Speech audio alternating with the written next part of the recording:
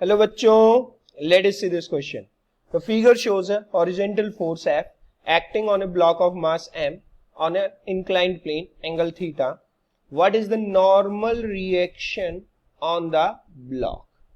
जैसे कि बच्चों आप इस क्वेश्चन में देख रहे हैं कि आपके पास एक ब्लॉक रखा हुआ है. इस ब्लॉक किस पे रखा हुआ है? एक इंक्लिनेशन सरफेस पे रखा हुआ है जिसका इंक्लिनेशन एंगल थीटा दिया हुआ है. आपको ये कैलकुलेट करना है कि ये जो इंक्लिनेशन एंगल है, ये इंक्लिनेशन है, ये ब्लॉक के ऊपर कितना नॉर्मल रिएक्शन लगा रहा है. तो बेटा इस क्वेश्चन को सॉल्व करेंगे तो जो बेसिक कॉन्सेप्ट अपन इस करते हैं that is about the equilibrium of the forces. Right, equilibrium of forces का जो कॉन्सेप्ट है हम उसका इस्तेमाल करेंगे और फिर इस क्वेश्चन को सॉल्व करेंगे. तो इक्विलिब्रियम ऑफ फोर्सेस को अप्लाई करने से पहले मैं इस ब्लॉक पर लगने वाली फोर्सेस को आइडेंटिफाई करता हूं.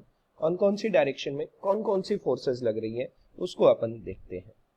इस ब्लॉक का मास अपन m दे रखा है as per the question.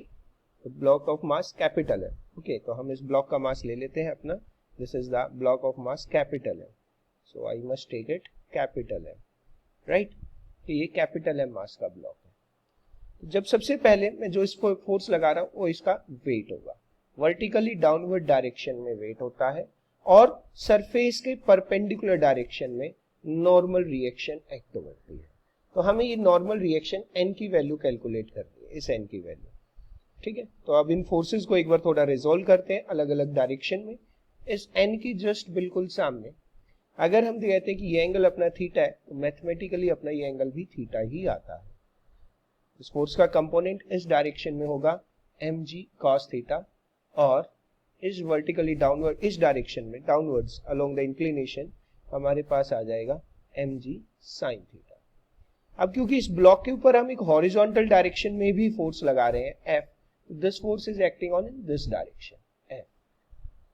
Right, तो मैं बिल्कुल इस लाइन के ब्लॉक के अलोंग एक लाइन और ड्रॉ करता हूं और जरा अब हम एंगल्स को थोड़ा सा एक बार फिर से देखते हैं.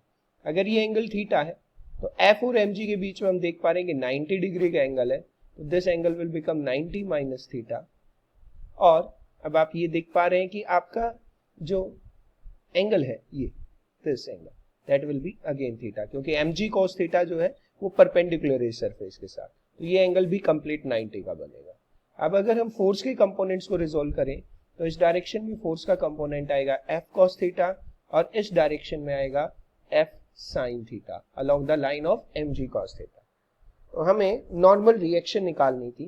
तो क्योंकि मोशन नहीं हो रहा है ना तो अपवर्ड डायरेक्शन में ना डाउनवर्ड डायरेक्शन में, तो इक्विलिब्रियम ऑफ फोर्सेस कहती है, क्या कहती है कि हमारी जो नॉर्मल रिएक्शन है वो इक्वल हो जाएंगी mg cos थीटा के प्लस F sin थीटा के. That must be our answer. Let us check it out. mg cos theta plus F sin theta. This is your option number 4 correct answer. Right, that is option number 4. That's it. Good luck.